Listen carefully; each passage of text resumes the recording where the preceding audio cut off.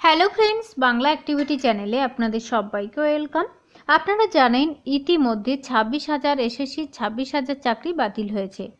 প্রতিটি ধাপেই দুর্নীতি, অযোগ্যদের টাকা ফেরত, এসএসসি বলুক কারা যোগ্য দাবি আইনজীবী ফিরদৌস শামীমের। চলুন এই ভিডিওতে আমরা জানবো আজকে ফিরদৌস শামীম কী বলতে চেয়েছেন।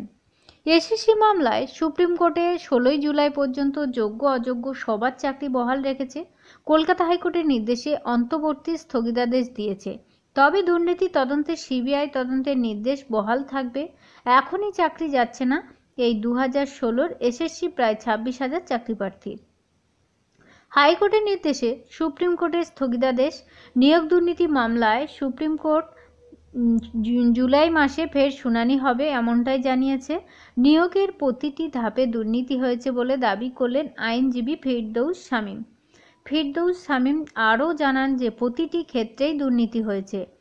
এখানে ওএমআর নষ্ট করা হয়েছে, ওএমআর শিটে প্রাপ্ত নম্বর 0 অথচ দেখানো হয়েছে 53। র্যাঙ্ক জাম্প করে চাকরি দেওয়া হয়েছে, প্যানেলের বাইরে থেকেও চাকরি দেওয়া হয়েছে। প্যানেলের ভ্যালিডিটি এমনকি শেষ হয়ে যাওয়ার পরেও কিন্তু অনেক চাকরি দেওয়া হয়েছে চাকরিপ্রার্থীকে।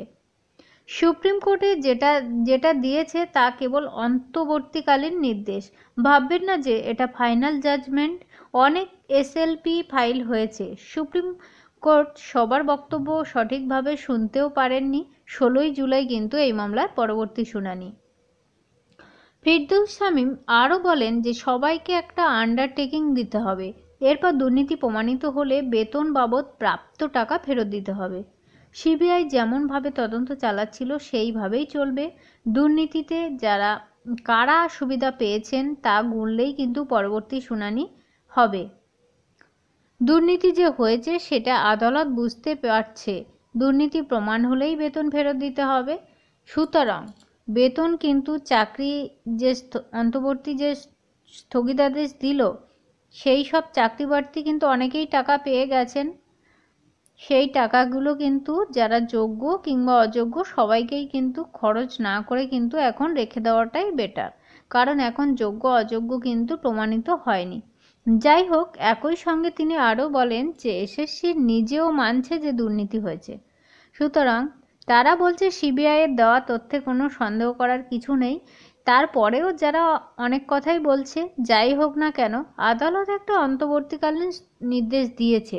একই সঙ্গে বলেছে যে দুর্নীতিগ্রস্তদের টাকা ফেরত দিতে হবে।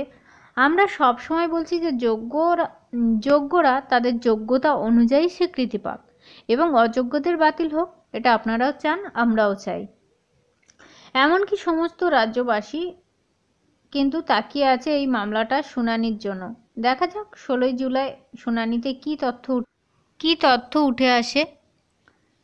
আমরা সব সময় বলছি যে যোগ্যরা অযোগ্যদের জায়গায় যদি নতুন যোগ্য প্রার্থীরা চাকরি পায় তাহলে কেমন হবে। এসএসসি স্পষ্ট করে বলুক কারা যোগ্য আর কারা অযোগ্য, তাহলেই তো সমাধান হয়ে যাবে। মূল মামলাকারীদের অন্যতম আইনজীবী বিকাশ রঞ্জন বাবু বলেন যে সুপ্রিম কোর্ট পরবর্তী শুনানি 16 জুলাই রেখেছে। ওই দিন পর্যন্ত আপাতত কারোর চাকরি যাচ্ছে না।